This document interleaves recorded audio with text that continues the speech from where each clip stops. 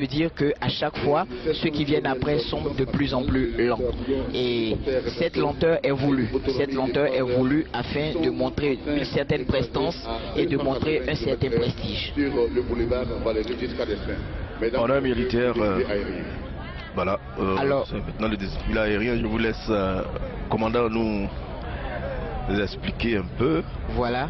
Vous verrez tout à l'heure sous vos yeux des aéronefs passés. Nous vous avons déjà décrit l'Antonov 26, mais vous aurez également des Mi-24D, D pour divergent. Et le Mi-24 a une envergure de 6,5 mètres, une largeur de 21,6 mètres et une hauteur de 5,57 mètres. C'est un appareil qui a un poids total maximum de 11 500 km et une vitesse de croisière de 280 km/h. Voilà. Il est capable d'emporter 8 commandos pour exécuter des missions aussi bien offensives que défensives. 48 détachements militaires. Donc après le défilé aérien, maintenant ça va être le défilé à pied. Oui, le défilé pédestre sera rythmé par les musiques des armées, de la gendarmerie nationale et de la police nationale. Il est du devoir de tout citoyen de se lever au passage du drapeau. Cependant, en raison du nombre élevé des drapeaux présents ce jour, il sera demandé exceptionnellement de ne pas se lever au passage du drapeau de l'État qui ouvre le défilé. Sauf seul le président de la République va se lever pendant le passage du drapeau. Oui, les autres seulement pour le drapeau de l'État. Et après cela, ils pourront se rasseoir et le président de la République restera seul debout. Donc c'est dans la musique militaire qui va ouvrir. En plus, après la musique, le chef d'état-major des armées, adjoint, général, adjoint, oui. commandant des troupes. Voilà.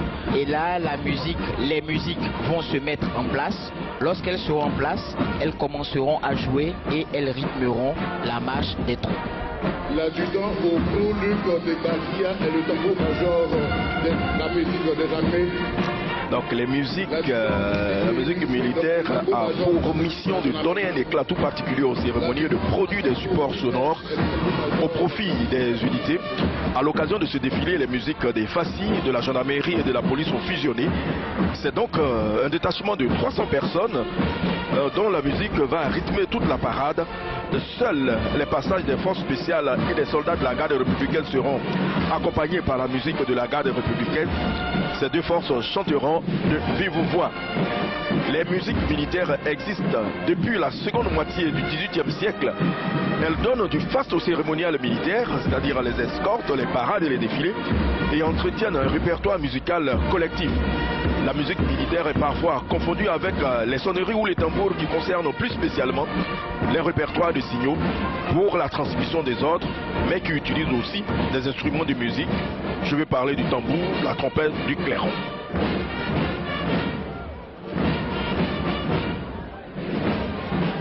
Et cette musique est conduite par qui? On a dit c'est un adjudant. L'adjudant John pour ce qui est des FACI. Mais pour la police et la gendarmerie, il y a également d'autres responsables qui sont en œuvre.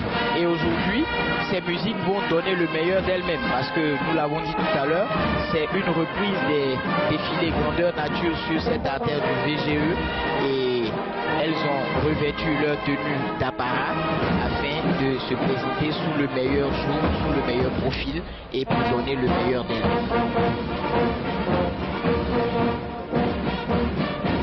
Voilà, nous apercevons les trois musiques, la musique de la gendarmerie, de la police et des FACI. Après leur passage, cette troupe la musique va se mettre en place. Elle va se mettre en place et commencer à jouer. Jouer pour que le reste de la troupe suive. Et lorsqu'elle se mettra en place, il y a des codes gestuels qui sont faits afin de signifier qu'elles sont prêtes et que la troupe peut commencer à avancer.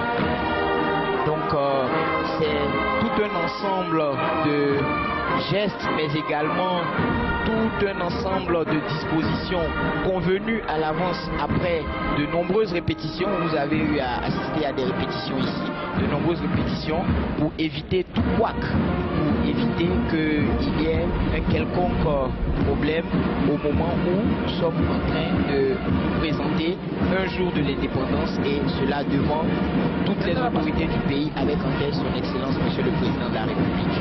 Alors pour le bloc musique justement, la musique des armées, c'est le tambour-major, c'est l'adjudant au gros Luc de Patria, c'est ce que vous avez dit.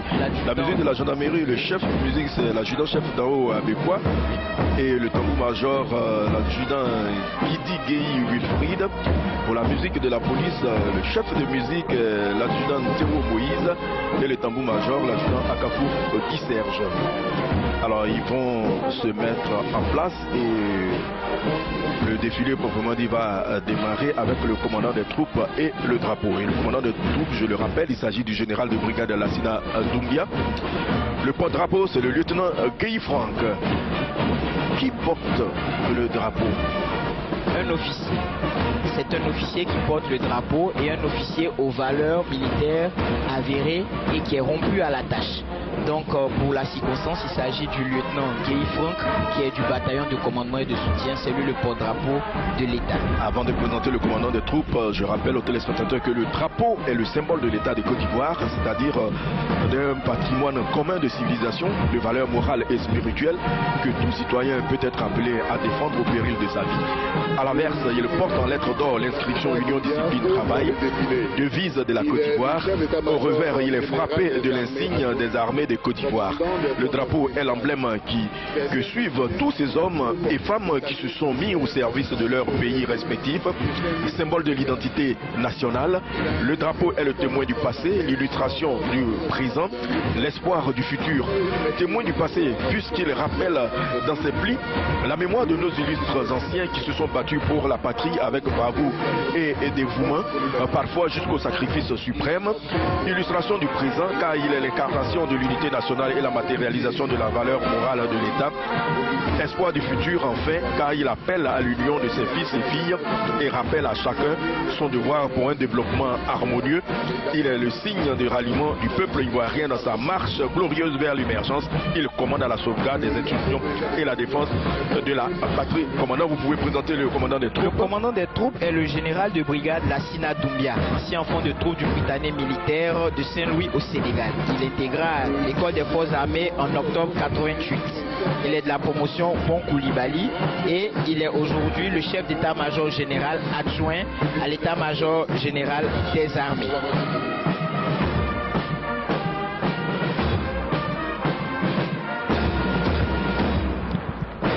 Voilà, c'est le commandant, vous avez fini le commandant des troupes a été présenté. Il est le commandant des forces spéciales. Il est le commandant des forces spéciales. Et maintenant on aperçoit la troupe burkinabé. Oui, le détachement des forces armées du Burkina Faso, avec à sa tête le commandant Sorgo Fabien.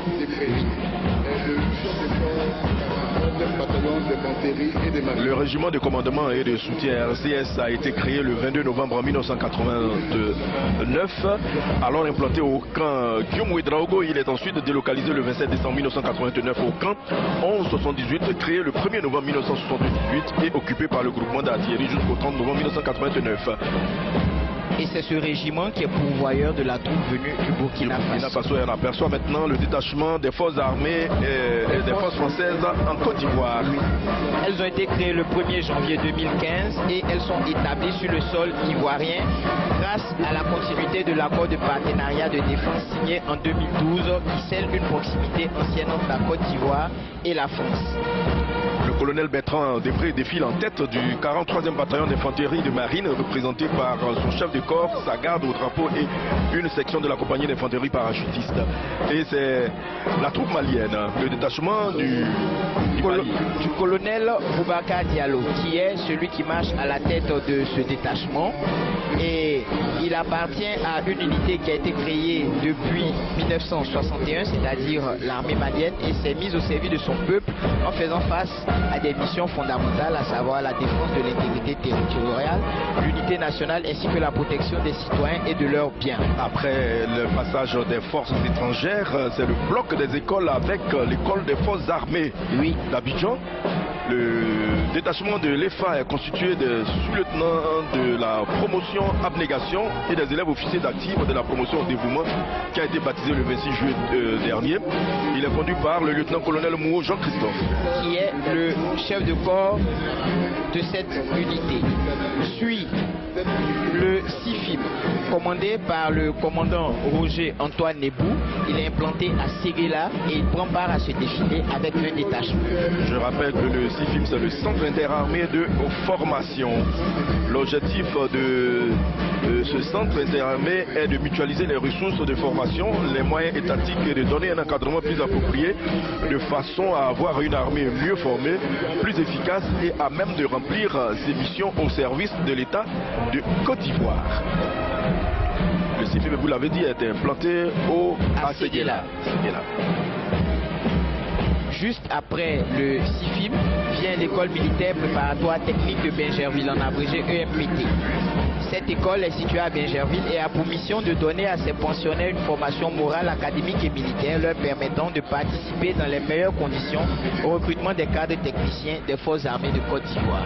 Et c'est eux qu'on appelle enfants de troupes. Les enfants de troupes, oui. Les MPT se distinguent par ses résultats scolaires exceptionnels, notamment aux examens à grand tirage. Le ministre Sidi Timoko Touré et le général Zézé Barouin Bertin sont des anciens enfants de troupes, tout comme l'ancien président guinéen Lansana Conté.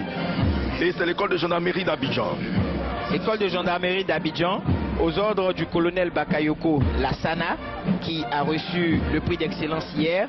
Absolument. Et cette école est implantée à Abidjan. Elle a pour mission la formation des officiers élèves sur une période d'1 an, la formation des élèves sous-officiers sur 2 ans et la formation permanente des cadres dans l'organisation de stages et d'examens professionnels. Et l'école de gendarmerie d'Abidjan forme également certains cadres d'organismes paramilitaires.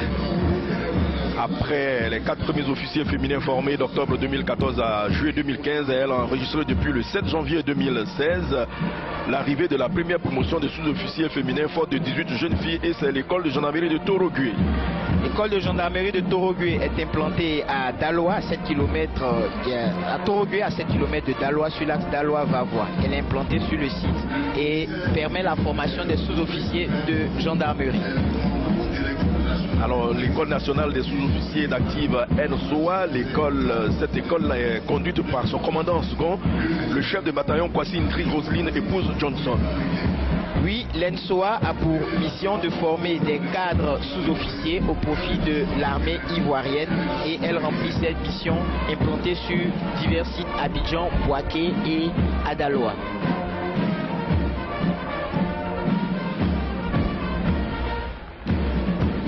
C'est en 2013 qu'elle a accueilli sa première promotion d'élèves sous-officiers féminins. Au cours de l'édition 2014 du prix, ils ont eu le prix d'excellence. L'ENSO a obtenu le 3e prix plus tôt de la meilleure école militaire. On a l'école. La gendarmerie nationale ouvre le défilé avec à sa tête le général de brigade Alexandre Apalo Touré, et il conduit le détachement de la gendarmerie nationale, qui est une force militaire instituée pour veiller à la sûreté publique, au maintien de l'ordre et à l'exécution des lois. Dans le but de protéger les institutions, les personnes et les biens. Fidèle à sa devise Pro Patria, Pro Lege, qui signifie pour la patrie et pour la loi, la gendarmerie nationale exerce sur l'ensemble du territoire national 2 principaux types de missions. Les missions de type civil, notamment de police administrative et de police judiciaire, c'est-à-dire des recherches et interpellations des auteurs d'infractions à la loi pénale, aussi des enquêtes judiciaires. La gendarmerie territoriale prend également part à ce défilé avec le colonel-major Kwasi Konan René Stanislas. Elle est plus représentée sur le territoire national et est composée de compagnies et de brigades. La gendarmerie mobile, elle également, participe à ce défilé avec à sa tête le colonel-major Abbé Seka. et elle exécute essentiellement des missions de maintien ou de rétablissement de l'ordre, assure la surveillance des points sensibles, la sécurisation des zones à risque et la protection des hautes personnalités ainsi que celle des édifices publics. Elle peut être appelée à renforcer l'action des formations territoriales implantées sur l'ensemble du territoire. Elle occupe une place essentielle dans la sécurisation des personnes, des biens, des institutions et des personnes qui les incarnent afin de garantir la paix sociale et la tranquillité publique en Côte d'Ivoire. Elle est constituée de 5 légions qui regroupent 19 escadrons mobiles. Les unités spécialisées de la gendarmerie sont également présentes à ce défilé avec à leur tête le colonel Bassante Badara Ali. Et ces unités sont chargées de l'exécution de missions spécifiques en matière de sécurité, d'intervention, de protection et de surveillance. Elles sont regroupées au sein du groupement d'intervention et de sécurité, en abrégé le GIS. Le groupement d'intervention et de sécurité est composé de plusieurs unités à vocation opérationnelle. Il est